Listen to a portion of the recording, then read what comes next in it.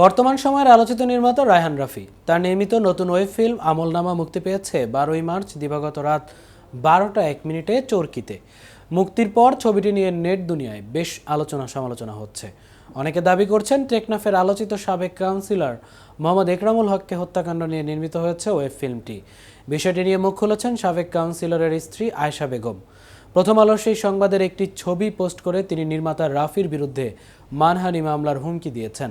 আর সেই হুমকির পরই এবার সরাসরি মুখ খুলেছেন রাফি। কিন্তু কি বললেন ঢালিউডের জনপ্রিয় এই নির্মাতা, তা নিয়ে থাকছে আজকের প্রতিবেদন এবং আপনাদের সঙ্গে আছি আমি মামুনুর রহমান।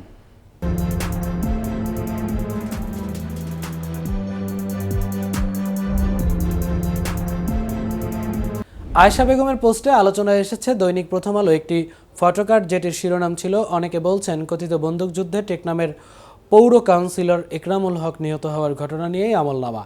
আয়েশা বেগম বলেন, প্রথম আলো এই ঘটনাকে একরামুল হকের আসল ঘটনা বলে প্রচার করেছেন। এই মুহূর্তে আমাকে ও আমার 2 মেয়েকে জাতির সামনে অপমান, লজ্জিত ও দোষারোপ করতেছেন।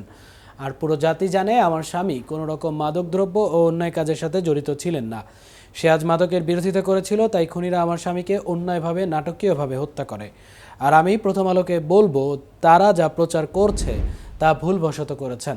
আর যদি তারা তা স্বীকার না করে, তাহলে আমি ও আমার মেয়ে মিলে প্রথম আলোর বিরুদ্ধে মানহানি মামলা করতে বাধ্য হব।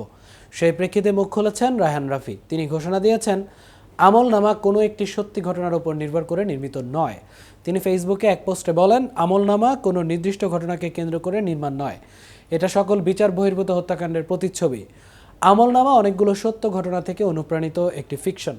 প্রত্যেক বিচার বহির্ভূত হত্যাকাণ্ডের বিরুদ্ধে প্রতিবাদ স্বরূপ এই সিনেমা।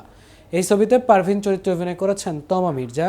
তাছাড়াও আরও অভিনয় করেছেন জাহিদ হাসান, কামরুজ্জামান কামু, গাজী রাকায়েত, সারিকা সাবরিন, হাসনাত রিপন প্রমুখ। উল্লেখ্য, রায়হান রাফি একজন বাংলাদেশি চলচ্চিত্র পরিচালক ও চিত্রনাট্যকার। আব্দুল আজিজ প্রযোজিত এবং জাজ মাল্টিমিডিয়ার ব্যানারে তার প্রথম পোড়ামন 2 চলচ্চিত্রের জন্য তিনি সবচেয়ে বেশি পরিচিত। রায়হান রাফির জন্ম 3রা মার্চ 1979 সালে সিলেটের ফাজিলপুরের কুমারপাড়ায়।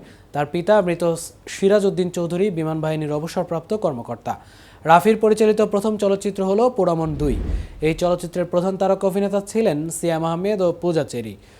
চলচ্চিত্রটি বছরের শ্রেষ্ঠ চলচ্চিত্র অভিনেতা ও শ্রেষ্ঠ চলচ্চিত্র অভিনেত্রী সহ মোট 4টি মেরিল প্রথম আলো পুরস্কার অর্জন করেছিল।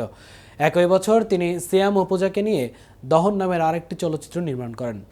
বাংলাদেশের তরুণ শ্রোতাদের কাছে তিনি বিপুল সাড়া ফেলেছিলেন। তিনি 2019 সালে 2টি নতুন চলচ্চিত্র পরিচালনা করেছেন। চলচ্চিত্রগুলির নাম স্বপ্নবাজ এবং পরাণ। আজ এ পর্যন্তই। এতক্ষণ কেটিভির সাথে থাকার জন্য ধন্যবাদ।